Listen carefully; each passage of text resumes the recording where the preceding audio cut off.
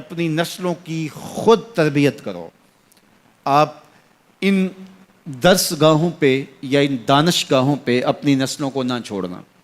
اگر چھوڑو گے تو پھر وہی ہوگا جو ان درس گاہوں کے پڑے ہوئے لوگ گل کھلاتے ہیں۔ آئے روز پاکستان کے مختلف وزیر کوئی نہ کوئی ایسی بات کرتے ہیں کہ قوم ان کی عقل پہ ماتم کرتی ہے کہ یہ کون سی مصیبتیں ہمارے اوپر مسلط کر دی گئیں۔ اور اب وزیر اعظم پاکستان نے جو بات چھوڑی ہے اور جس لہجے میں بات کی ہے، تو یہ جو ہے وہ معاملہ اس لیے ہے کہ انہوں نے پڑھا ہی وہاں سے ہے جو مرتب کردہ نصاب ان لوگوں کا تھا جب 1857 کی جنگ آزادی ہوئی، تو جو ادھر کے لوگ تھے انہوں نے اس کو غدر کہا، لیکن ہم اس کو جنگ آزادی کہتے ہیں۔ تو جو بھی لفظ بولے جاتے ہیں اس کے پیچھے نظریات ہوتے ہیں۔ تو یہ بات ذہن میں رکھیے گا کہ غیر مسلم چاہے اپنے سکولوں میں، اپنی یونیورسٹیوں میں، اپنی دانشگاہوں میں دین بھی پڑھا رہے ہوں تو وہ دین بھی ان کے مزاج کا ہوگا۔ تو وہ ظاہر ہے ان کے ہاں غنیمت کا لفظ ہی موجود نہیں ہے، تو وہ لوٹ مار نہیں کہیں گے تو اور کیا کہیں گے، چونکہ ان کے ہاں یہ اسلامی اصطلاح ہی موجود نہیں ہے، تو وہ کس طرح اس کو جو ہے وہ غنیمت کا لفظ بول سکتے ہیں۔ تو مال غنیمت اور لوٹ مار کے اندر فرق وہی سمجھ سکتا ہے جس نے مسجد میں عالم دین کے پاس بیٹھ کے دین سیکھا ہو، اور جو وہاں سے ہی دین سیکھے گا آپ اس کے خلوص کے لاکھ قصیدے پڑھ لیں، لیکن یہ بات طے شدہ ہے کہ اس نے جہاں سے لیا ہے تو اس کے مطابق ہی اس کی زبان سے نکلے گا۔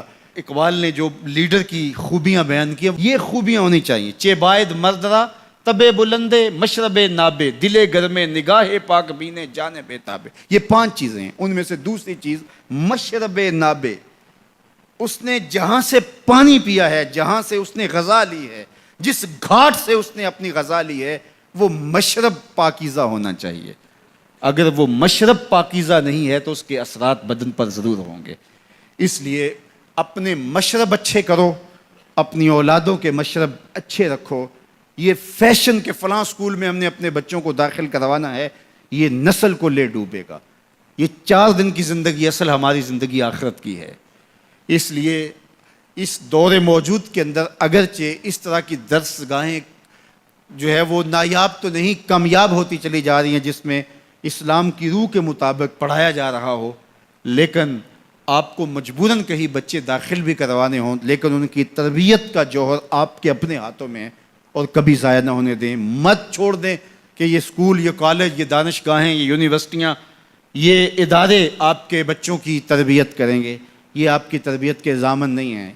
یہ بہت سارے تو پیسے کمانے کے چکر میں ہیں، اور کچھ فرنگی روحوں کے بے حس ڈھانچے ہیں، اس لیے وہ وہی دیں گے جو ان کو دیا گیا۔ اس لیے بچوں کو از خود آپ نے دین سکھانا ہے، اپنی خاندانی روایات سکھانی ہے، مشرقی شرم و حیا اور مشرقی روایات اور مشرقی تقدیس سکھانی ہے، اور ان کو بتانا ہے، بچوں کو بھی اور بیٹیوں کو بھی، کہ تم نوکر محمد عربی کے ہو۔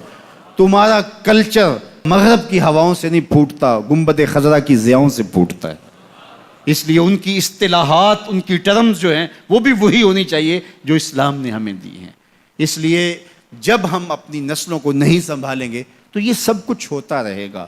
اس لیے میں اور آپ اچھی طرح سے اپنی نسلوں کو سنبھالیں۔ اس وقت میں یہ فکر لگی ہوئی ہے کہ ہماری آنے والی نسلوں کا کیا بنے گا۔ اس وقت پوری اسلامی دنیا جس طرح ری شیپ ہو رہی ہے، اور جس طرح اس کا جو نقشہ بننے جا رہا ہے، اور مغرب اس کے اوپر جو اربوں خربوں پہ خرچ کر رہا ہے، ظاہر ہے نسل کشی کر کے بھی دیکھ لیا، اتنے لوگوں کو مارا تو نہیں جا سکتا، تو اب کیا کرو، کو ان کی زندگیوں کو تبدیل کر دو، ان کی ڈائریکشن ہی تبدیل کر دو، ان کا راستہ ہی تبدیل کر دو۔ اب ضرورت یہ ہے کہ ہم نے اپنی نسلوں کو خود ان کی حفاظت کرنی ہے۔